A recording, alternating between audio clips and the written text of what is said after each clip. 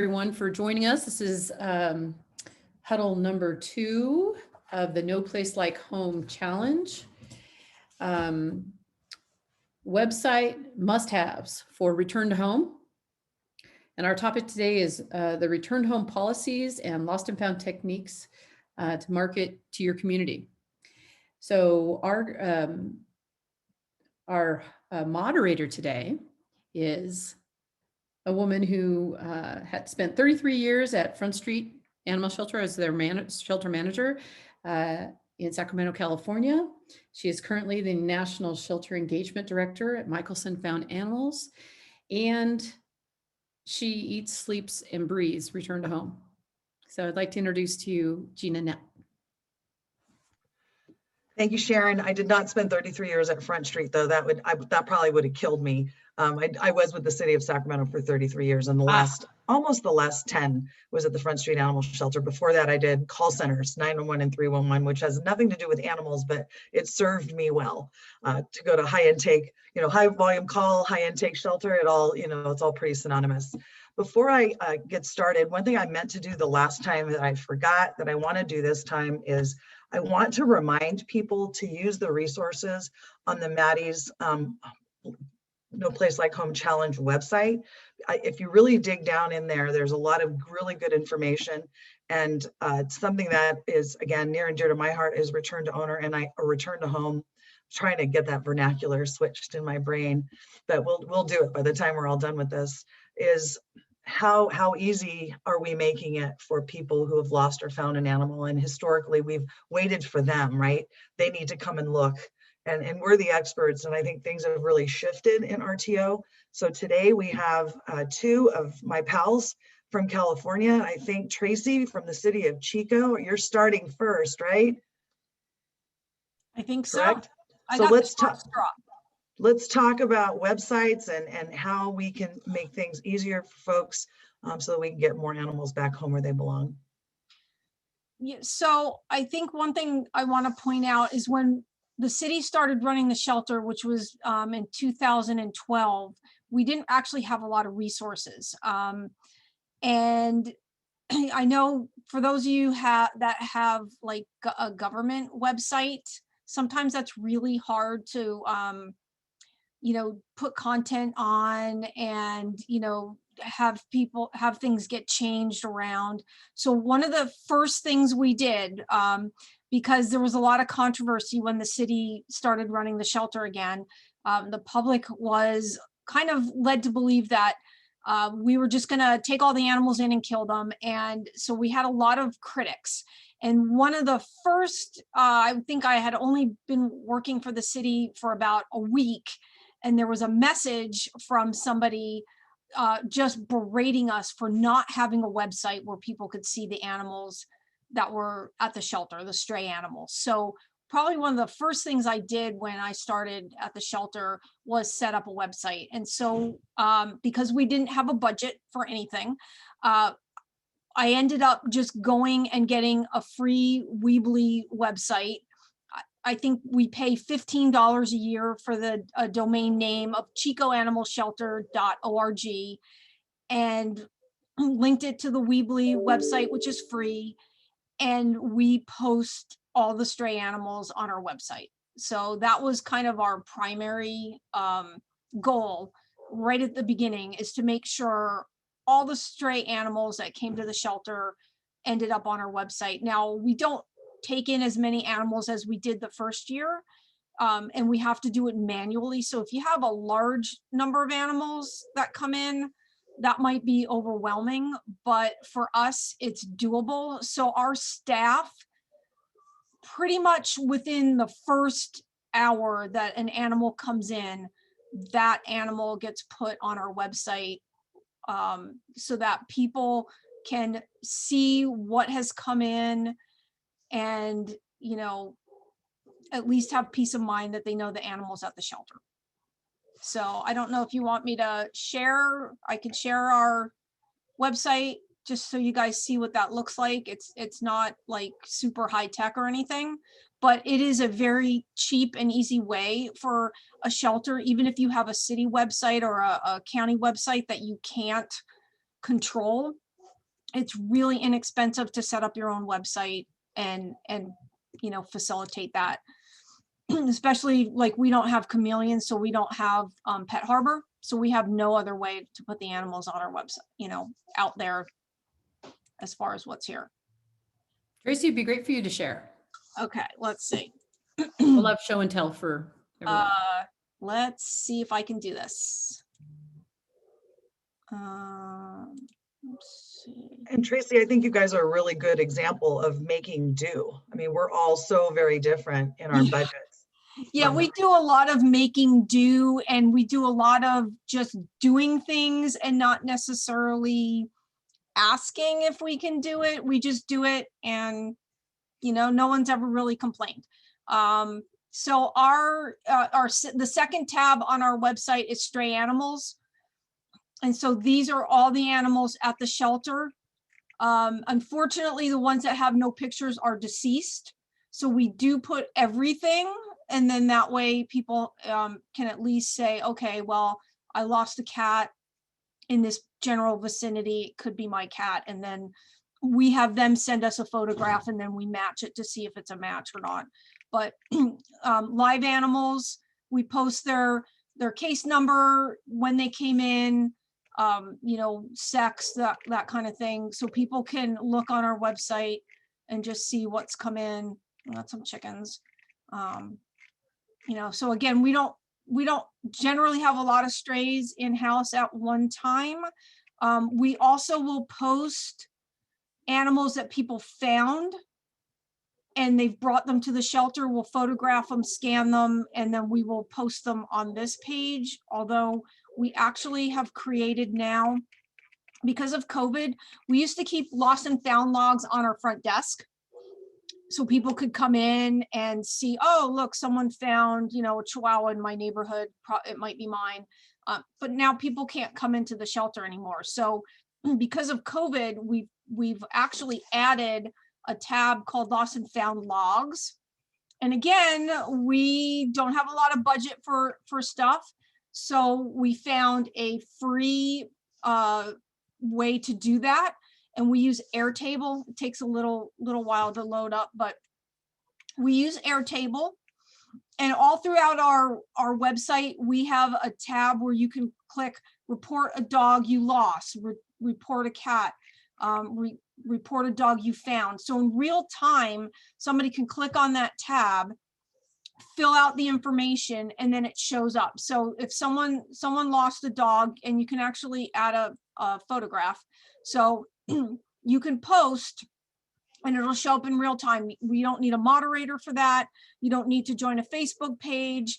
You don't have to scroll through all kinds of different, Facebook is great for having a gazillion lost and found pages. So this is sort of a centralized area where people can post animals that they found, animals that they lost. And the nice thing is our animal control officers, when they're out in the field, they can just go to our website and look to see, I'm out driving around and I found this husky, and oh, look, it's been reported as being missing or whatever. So Tracy, there's a question from the audience about how are people connecting up? So if I reported my animal lost and I see that someone else has found it, do I call the shelter and you make that connection? So for us, we decided that we didn't want all the public information to be out there. So they do have to call the shelter. Now, again, we're a small shelter, kind of a smaller community. If you're a high volume, area, that might not be practical. But rather than having people's information just posted all over the internet, behind the scenes, if we went into our Airtable website, if we clicked on bear, we would see all the owner information. So we could call the owner and say, oh, so-and-so found your dog. This is their phone number, or vice versa. We could share that information with the finder, but that way the personal information isn't posted. So it makes it a little bit more, it's a little bit safer for people. Tracy, do you have any volunteers or community members that are always cross-checking? I find that to be the case a lot. Yeah, we do, which is great. I mean, we are, if going back to our lost and our stray animal tab, a lot of people post those pictures on Facebook pages, so they'll cross post, which is great. I mean, the more it gets out there, the better. So there's always people that are putting the new animals that come in on Facebook. And Tracy, one other question. Did posting the deceased animals come as a result of COVID? I've never seen that done. Somebody commented in the chat. Super interesting way of doing it. Is it helpful, do you think? Yeah, actually, we've always done that. And again, you know, a lot of times, you know, people will call us looking for their pet. And, you know, we try to be as transparent as possible. And we also want to give people closure too. So, you know, we've always put the deceased animals on there. We don't really say on our website that if there's no photograph, that means they're deceased. But if someone calls in and says, hey, I see a black and white cat that was found in my neighborhood, I'm wondering if it's my cat, that's when we'll say, yes, that animal came in, it was deceased. Please send us a photograph if you have one, and we will check to see if it's a match. And then if it looks like it's a match, then they can come in and ID it, rather than them coming down and IDing it and, you know, seeing a deceased animal and it's not theirs.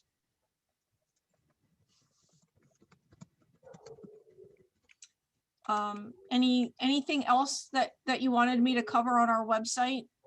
We have a separate tab for found a pet and a separate tab for lost a pet. And again, we put all of our links to those, and it's just a link that goes to a form that they fill out. So I found a dog. It prompts them to put all the information in. All their personal information doesn't go on the website, but it goes into our Airtable database, so we have that information. And then it goes immediately onto our website. It's in real time. One of the things that we have on the resource page are kind of like the best practices for websites. And this is absolutely one of them, is having people be able to report a lost or found animal electronically with, you know, super easy instructions, and have that populate to the shelter quickly. We find that the RTO rates are higher in organizations that do that. Tracy, just another quick question though, since COVID, have you made some dramatic changes to your lost and found page? Has that become a priority? You know, we have this little scroll thing at the top that says, you know, you can't just show up. So, you know, I think that's been really the major changes. We're doing everything by appointment. Mm-hmm. So other than adding the lost and found logs electronically, all of this information has always been on our website. What do you do if you lost a pet? What do you do if you find a pet? We also post all of the local shelters on our website as well, because we let people know that we only service the city of Chico. So we've got a couple of county pockets in Chico. So if your pet was lost in one of those county pockets, the animal wouldn't necessarily come here. It would go to Butte County. And these are the other shelters, Paradise, you know, Gridley, and the shelter in Oroville, so that people have that information. And then, you know, Facebook pages, we post Craigslist, we give them some ideas. Nextdoor is always a great one. We love Nextdoor as far as, you know, telling people to post there. And then how to make a poster. Paw Boost is great because that'll kind of blast it out to the Facebook pages all at once. You know, so we try to provide as much information. And then there's some tips on, you know, how to look for a lost pet, how your pet's going to behave if it's got out, if it's an indoor cat versus an indoor outdoor cat and it's missing now, you know, how to look for them, what they would do, that kind of thing. Tracy, I just I don't think you realize that how good your page is, because you are provided, there's a hyperlink to everything. And I look at lost and found pages all the time. I'm trying to find the best one in America. So if anybody in our audience thinks you have it, please message me, and so I can do some research on it. But making it as easy as possible for people that are on your page to get what they need and do what they need to do quickly without having to call you is probably one of the best things you can do, not just for reunification, but to lessen the workload. Somebody also mentioned add Finding Rover. You don't have Finding Rover on there? Yeah, you do. It's right there. This is it right here Mm-hmm. at the top. You do, right there. That's what I thought. So no, your page is a good example of ease of use. We want web pages that are easy, actionable, accurate, contemporary. Like you probably have somebody making sure that all your links are still accurate, because I see that a lot too, dead end links. So was there another question that I missed? All right, are we ready for Teri? We can come back to you, Tracy, if there's. Sure. Perfect, thank you so much. I don't know how to get out of sharing, so. At the very bottom, you should see a thing that, you see it? There. It's red at the top and it says stop sharing. There you go. Got it. Is my friend Teri here? She is. Teri Rockhold from Fresno Humane. There's my girl. What you got to tell us? We'll start with some context. So we are Fresno Humane, and so we're right in the middle of the Central Valley of California. We cover 6,000 square miles, and we have about 7,000 intake and about 23 or 4 staff members. This was always a priority, but being connected to Gina shot it up on the list, and the fact that our return to owner, at the time it was RTO, right, was about 5%, which is abysmal. Like I don't even think there's a word for 5% other than a massive epic fail.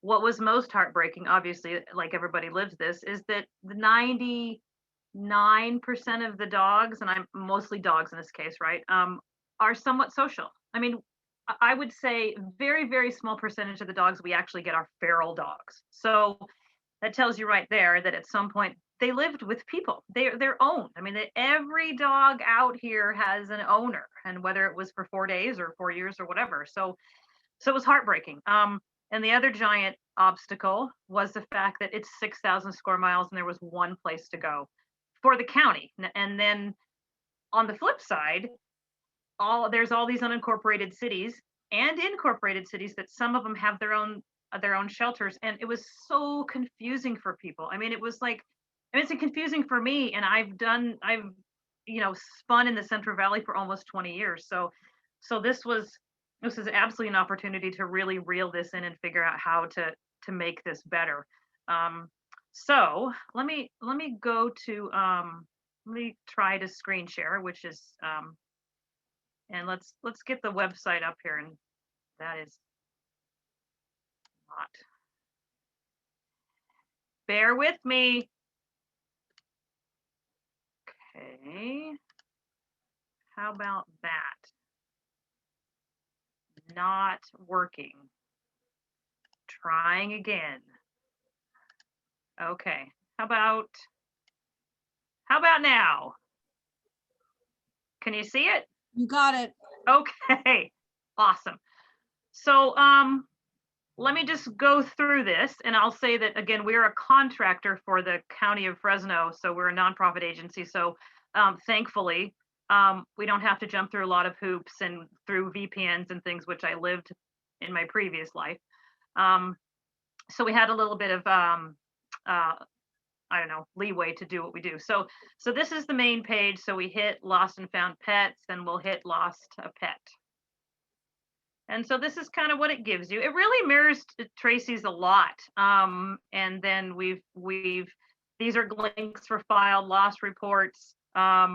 This is view pets. We have pet points. So within the hour, it obviously is loaded to our own website.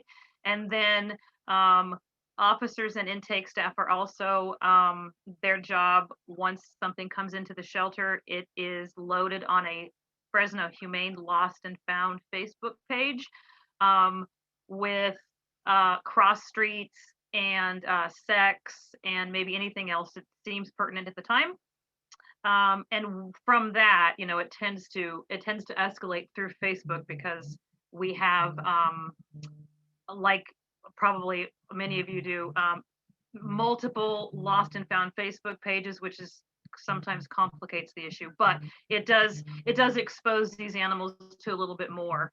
And then just basic information, microchip information, suggestions, lost flyers, apps, like Tracy's page, and Gina has suggested, all of these links work. And then, like, for example, right here, it is a list of all of these separate shelters, which again is so confusing for some people, but it does link it to people. Next door, a short list of the Facebook pages, and then the cities also have Facebook pages, which again, somewhat of a cluster, but it has to get up here. And then real basic pet finder, lost and found. And then as you go down, this then shows all of the animals in custody, their numbers, and that type of stuff. We don't put deceased animals, but I think that's a fascinating idea.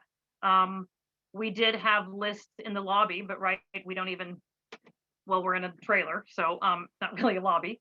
But because of COVID, right, nobody even comes in. So I think that's a great idea, Trace, that they should be somewhere, right? I mean, closure, and for people who are actually looking for their pets, it would be nice to give them some information, even if it's not the greatest information.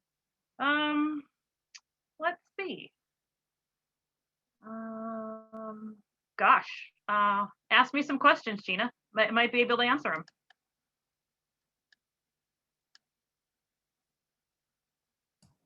Gina, you're on mute. You're still on mute. There you go. I need an electric shock button or something to prompt me to do that. So Chris from Rochester was asking, he's a Pet Point user. Are you posting animals that are staying with the finders too? Yeah, we have, I think, thanks Chris for the lead in. I think we have the found this one, and then you click the submit found, and yeah, that lists, and I should have actually shown it on the last page, that lists animals in finders. And then we tasked one staff, typically twice a week, to make those calls and see how we can connect those people, ones that we haven't heard from. We're really lucky to have a bunch of crazy folks that actually sort of troll these pages consistently, and they kind of get the satisfaction about like pairing people together. Like we've got crazy cat ladies on staff. They're like, I saw that dog. It's over here.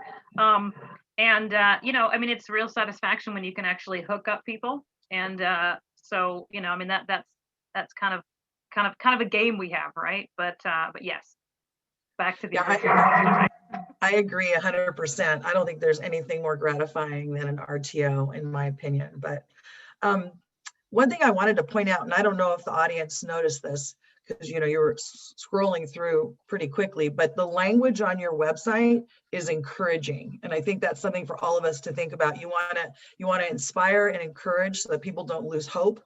And I don't know how to say that in a different way. I did share my recipe for what makes a good lost and found website document. I hope I attached the right one, but maybe that will help those of you look at your own websites and kind of cross compare and see, what you could be adding, or maybe you're doing something none of us are thinking about. So please tell us. Somebody asked, Teri, do you ever have problems with people trying to claim animals that don't really belong to them so that they can resell them? It's not, we have a problem with people like reclaiming their own dogs. Not really. I mean, there's we have a little bit of language in the California law book about, I mean, it really says, you have to show some proof. thankfully don't really have that problem. I mean, there's been some dogs where folks have bounced in, and we had a situation with a Yorkie mix thing probably 3 months ago, that there were 4 people who thought it was their dogs, but this was a very nondescript Yorkie that literally could have been and nobody had ID on, and so that was a challenging situation. But most of the time, it isn't a problem. I mean, I don't maybe necessarily know why, but thankfully that has not been an issue. Because there were a couple other good questions about, one, can PetPoint handle the submission and enter it into the database automatically, or does that require some human intervention? And then secondly, how do you, I don't know, siphon out the lost and found so that they don't become part of your intake count? Does that make sense? Yeah, well, that's where your human comes in. I mean, we're still struggling with trying to really capture the data from rehoming in the field a little bit. A lot of it is done on spreadsheets where we can get to it quickly and then go into PetPoint later and clean that up. We certainly haven't mastered that, and I think that's probably the next step, is to figure out how to and maybe that might even exist in PetPoint. There certainly are aspects of PetPoint that, like, I hate to say this, but yesterday we figured out that we didn't have to enter wildlife as strays. There's a wildlife tab, right? And we've been doing it for 5 years. So, I mean, so we may not be the smartest people in the city of Fresno, but, so it takes some work to clean stuff up. But on the back end, it's worth it, because I think that we're seeing success.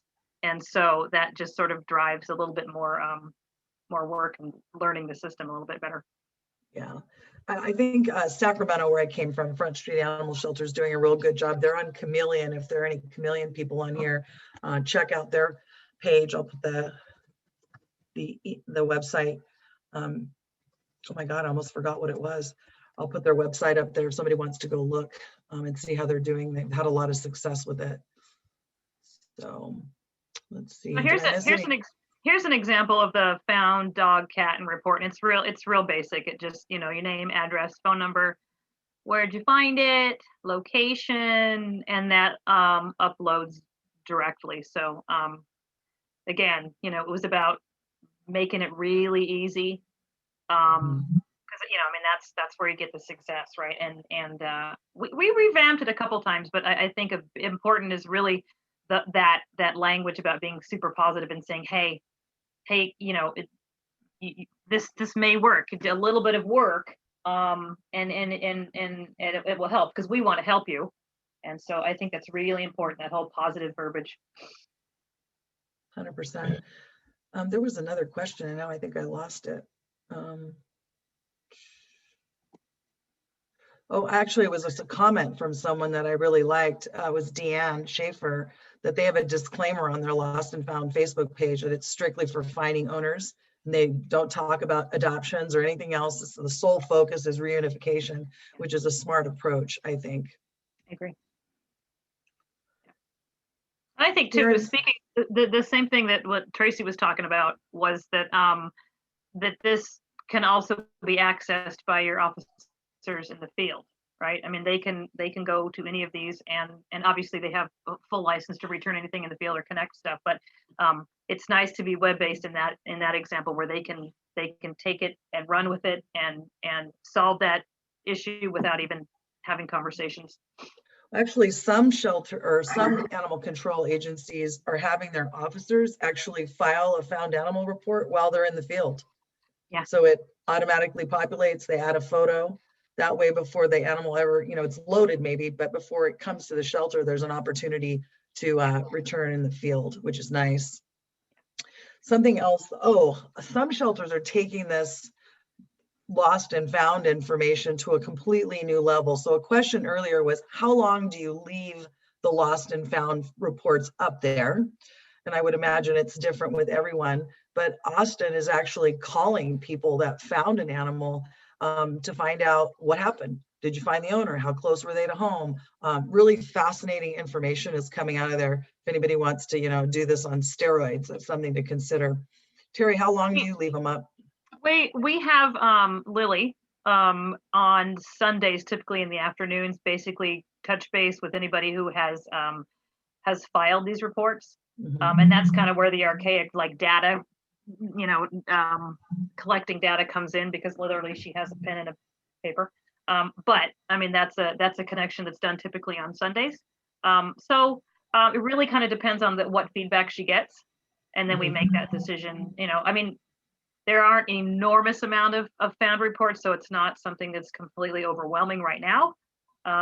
But it's super manageable. And so really it's essentially what information we get, and then we'll make that decision. Is Lily a volunteer? Oh, no. Oh, see, and I think this is great work for volunteers. A lot of people say we don't have enough staff to do some of this stuff. So consider a volunteer in it. Somebody else added, Deanna, Shelter Buddy has a workflow that allows community members to add lost and found reports into the system directly through their website. And I guess it's something that they didn't realize was happening. So they're still trying to figure out how it operates and how it works. But I would think it would be helpful. And then Melissa added that they've been doing it on Chameleon with automatic uploads with a lot of success for a while now. So that's great.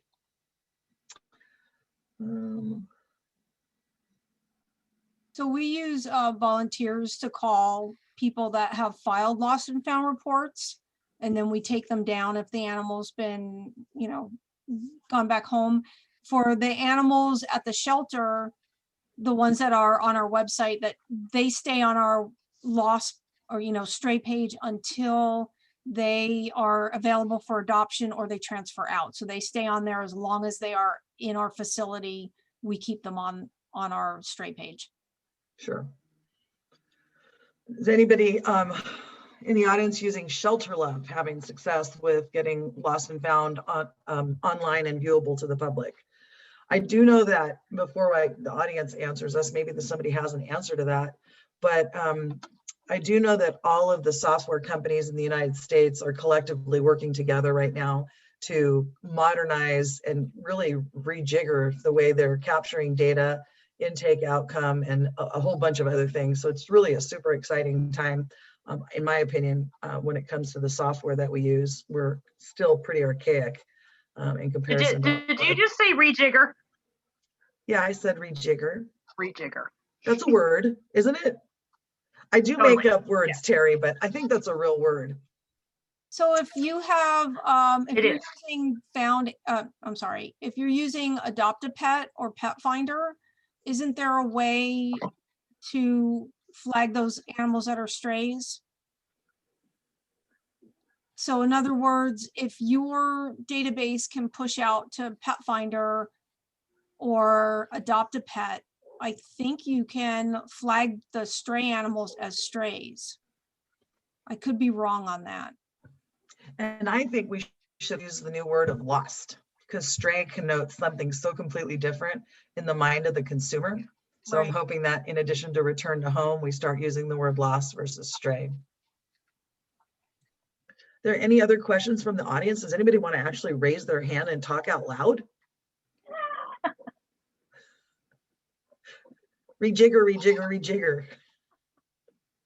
I'll talk if you need filler. I don't need filler, Chris, but I know you've always got something good to say. What's up, buddy? Well, so there was a question, and I don't know who asked it, but it was about PetPoint and your website. So are those online reports in Fresno, are they feeding directly into PetPoint? Because somebody else thought it looked like a Google form. They are. And so that's part of where we have to go back and disposition those. And that it's, yes. But so how it's a form that has form field, data. How is that linked up with PetPoint? Why are you asking me things that I can't answer? All right. I expect the offline email. I want you to know that they did not hire me for my IT ability at all. But that I know where to find smarter people. So I'm on it. I would also Sorry. be interested in learning the answer to that because we also use Pet Point, but we were not aware that you could do a lost and found listing from the public through there. So I'd be really interested in learning that too. Now let me preface this by saying I asked that and I got an answer that I just gave you. But now that you're asking me that, I'm not sure it's the right answer. So clearly I have some homework to do. Sorry to put you on the spot. Yeah, Had some thanks, Chris. APIs that are, I think they've got some APIs that you can do some behind the scenes things, but I don't think it allows you to do it as a Google form to Pet Point. You got to do some back end programming. Yeah. Yeah. Teri, I'll take you off the spot. One thing I just thought of too, if you guys want to look it up, is Maricopa County and what they're doing with their lost and found. It's pretty fascinating. Granted, they're a large government shelter, but if you are a large municipal, more than likely you have this capability in your jurisdiction, and they're literally mapping out all the lost and found reports on a map. So like the purple dot is a found and the green dot is a lost, and people can self-serve and go up there and click on a dot. Let's say they lost their pet near their home or what have you, and it populates all the information. It's super cool. I was trying to find the link and I can't find it, but just research Maricopa County Animal Care and Control or Care Services. It's pretty swift. You know, we And were not just not everybody has that capability, but if you are a government, you most likely do and don't even know that you can do it. So well, we were just talking about that because we were actually talking, we're under public health, who oversees our contract, and obviously that bites is a big issue, right? Rabies control. And so about 2 years ago, we were talking to public health about where we just had sort of assumed that they had maps and mapped out bites, which is a really bad assumption. So it was more of a conversation, and then let's expand that, right? Let's find out where the bites are. Let's find out where the lost animals are coming from. Let's find out, where specific intakes are coming from. So that is absolutely the next hurdle that we're going to clear, because I mean, talk about data. I mean, that's huge, right? Yeah. Right. And we talked about this in the huddle the other day, is most shelters and all their staff and volunteers don't really know what the RTO rate is. They don't know. And I think if we have to make it a priority, and it needs to be something that we talk about organizationally in our culture and a priority. And, I challenge all of you, do, the members of your organization all know what the RTO rate, and are there goals for the coming year on how to improve those? So thanks for all the help with the Maricopa. It's in there multiple times now. I just think it's pretty darn cool. Are you aware of anyone with Nextdoor who might be working with animal shelters to help better connect various neighborhoods and community members who are actively reporting lost pets and making it easier for shelters who are finding pets?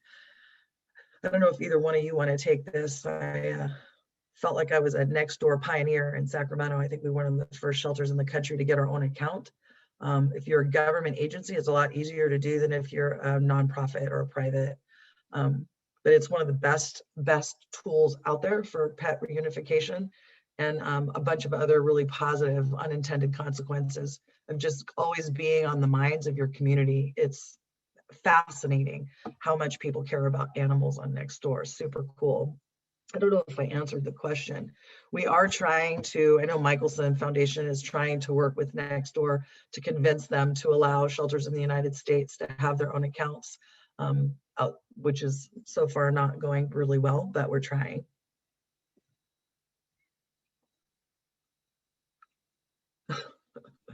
All right, Teri, huddle number 7. You can get even with Chris. I'm coming for you, Chris. Coming for you. We're almost running out of time. Are there any other questions, conversations? How many of you are going to go back and look at your websites and compare it to to the list that I put in the chat. There's just so many tiny little things we could be doing that make such a big difference. Gina, Jessica Schlater here. I have a question Hey. about language. What, so you mentioned today, we were talking about stray versus lost, return to owner versus return to home. What other language pieces out there should we be thinking about? Oh God, probably everything in our industry could use a little bit of a rejigger, because we speak our own language and it's not intuitive to the average person out there. I know that the Haas project is working feverishly on a new glossary of terms, if you will. I do think return to home makes sense to people versus return to owner, which sounds so, property like. But stay tuned. I expect to have a glossary coming out in the next month or so for all of us to consider. Plus, it's also the notion is that we should all be speaking the same language, right? There was a project in the Haas project that I think there were 207 different shelters with 75,000 outcomes. And no, there were 75,000 outcomes, and there were 200 different ways that shelters were saying the same thing. Wow. So I think that as an industry, we need to be more like doctors, for example. A doctor in California speaks the same language as a doctor in New Jersey. Veterinarians do it, but we don't do it as an industry. So hopefully one of the things that will come out of the work that's happening now is a uniform language so that we're all saying and meaning the same things. We kind of digress, but I think return to home is a good start. Thank you, Gina. And Jessica for that question. We have about 3 minutes left. If anybody has a question, also want to let you know there's been a lot of really great deep dive questions into the technology, and it's like you guys are teeing us up. We do have a technology huddle coming up, so make sure you're registered for that, and hopefully you can get some of the how-tos covered there. And then earlier someone was talking about the microchipping, and that's our next huddle. So that's next Tuesday, so make sure you're signed up for that. Are there any last questions? Also want people to know you can continue this conversation and ask more questions and share information on our Maddie's Pet Forum. And I think that link will go up here. So, and then also the recording for the huddle, for this huddle will, if you missed anything, will be on the Maddie's Pet Forum as well. And there it is. It's a good question about, do we need to have a return to home webpage to participate in the grant, and if so, by when? Ideally, everyone will have a lost and found tab on their websites, just as a way of doing business. But maybe you can answer that question, Sharon. I'm going to have to go to our grants team. Hi there, Sharon and Gina. It's Thank you, Amber. Amber. Hi, everyone. Thanks for joining us today. So you don't have to have a web page, but in order to participate, but as Gina said, it would be great if everyone did and used some of these methods to get it going. It can also be one of the things that you do for the challenge. So everybody who applied for the challenge, you filled out what your current RT or your current return to home, using the language, policies look like and what you'd like to do. So creating or revamping or updating your website can be one of those things that you do as a participation in this challenge. And if you have any additional questions about that, definitely email us at grants@maddiesfund.org, and we're happy to help you with specific questions. And one last thing I'm going to say, I'm going to ask the software company representatives to join us on the forum to answer some of those questions specific. So feel free to post them there, and we'll ask them to join us and answer those questions. All really great. Is there anything else? We are at 1:45. Will people get 5 minutes of their life back? They do, unless there's someone else who has a question. One last one.